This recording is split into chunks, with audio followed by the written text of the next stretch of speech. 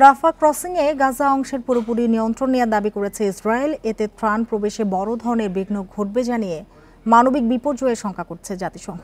এদিকে রাফায় হামলা জোরদার করেছে ইসরায়েল। এদিকে হামাস সমর্থিত ৩ দফা যুদ্ধবিরতি প্রস্তাব পর্যালোচনা করতে শিগগিরই কায়রো যাবেন ইসরায়েলি আলোচকরা। বিকাশে কম খরচে ক্যাশ আউটের লিমিট বেড়ে ৫০,০০০, প্রিয় এজেন্টও ২টা। এ নিয়ে আলোচনা করতে সাভার থেকে যোগ দিয়েছেন জাহাঙ্গীরনগর বিশ্ববিদ্যালয় সরকার ও রাজনীতি বিভাগের অধ্যাপক ও সমাজবিজ্ঞান অনুষদের ডিন বশির আহমেদ। যারা বশির আহমেদ, আপনাকে স্বাগত জানিয়ে যেটি জানতে চাই স্যার, যে হামাস যুদ্ধবিরতিতে রাজি কিন্তু ইসরায়েল মানছে না, এ পরিস্থিতিতে কেউ মধ্যস্থতা করলে সমঝোতা হতো বলে মনে করেন কিনা আপনি? ধন্যবাদ আপনাকে। এই ইসরায়েল এবং গাজার মধ্যে এই যে মধ্যস্থতা যে প্রথম থেকে যারা করে আসছিলেন, অর্থাৎ কাতার এবং মিশর এবং যুক্তরাষ্ট্র ছিলেন এর মধ্যে, তো সেই প্রক্রিয়াতে কিন্তু একবার আপনার যুদ্ধবিরতি হয়েছিল, এরপর সেটা স্থায়ী হয়নি, দীর্ঘস্থায়ী হয়নি, আবার যুদ্ধ পক্ষান্তরে পরিবর্তিত শুরু হলো। এখন যেটা আপনার যুদ্ধের যে এই যে বর্তমানে যে টার্নিং পয়েন্ট, যেটা গত 7 মাস যাবত যে যুদ্ধ চলছে এবং সেখানে যে ব্যাপক ধ্বংসযজ্ঞ হচ্ছে সমগ্র পৃথিবীতে, এই যুদ্ধের যে উত্তাপ ছড়িয়ে পড়েছে মার্কিন যুক্তরাষ্ট্র সহ অনেক দেশেই।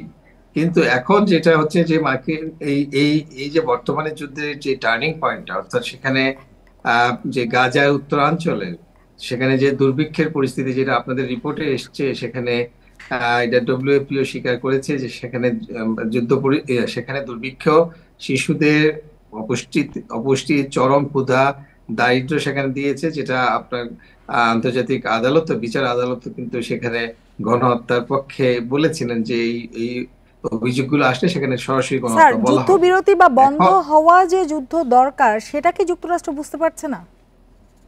যুক্তরাষ্ট্র আপনার যেটা আমরা বলবো যে এই যে বর্তমানে যে আপনার নেতানিয়াহুর যে প্রশাসন, অর্থাৎ যুদ্ধকালীন যে মন্ত্রিসভা, সেই মন্ত্রিসভা রাফায় তাদের একটি স্থলযুদ্ধের একটি হুমকি দিয়ে রেখেছে যে তারা এই যুদ্ধটা করবে। যদিও যুক্তরাষ্ট্র রাফায় যুদ্ধের জন্য বিরোধিতা করে আসছিল দীর্ঘদিন থেকেই, কিন্তু এখন দেখা যাচ্ছে যে আমরা আজকে খবর পেলাম ৬ তারিখ রাত থেকেই কিন্তু ইসরায়েলি ট্যাঙ্ক এবং হেলিকপ্টার কিন্তু আপনার রাফাতে ঢুকে পড়েছে এবং রাফায় এই মুহূর্তে প্রায় ১২ লক্ষ আপনার সেখানে প্যালেস্টাইনে আছেন এবং তাদের প্রায় ১ লক্ষ নারী পুরুষকে সরানোর কথা বলছেন। এবং আপনি জানেন যে সেখানে হামাসের প্রায় ৪টি ব্রিগেড সেখানে আছে এবং আমার মনে হচ্ছে যেটা হচ্ছে যে ইসরায়েল সেই হামাসের যে আপনার ব্যাটালিয়ন গুলোকে তারা টার্গেট করছে।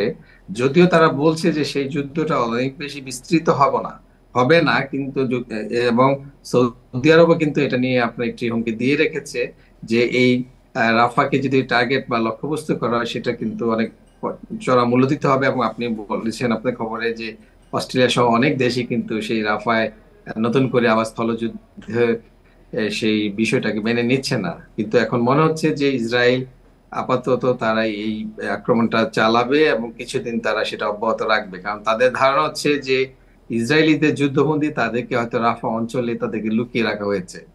এরকম একটি পরিস্থিতি এখন চলছে। অনেক ধন্যবাদ স্যার আমাদের সাথে যোগ দেওয়ার জন্য, আমাদের সময় দেওয়ার জন্য।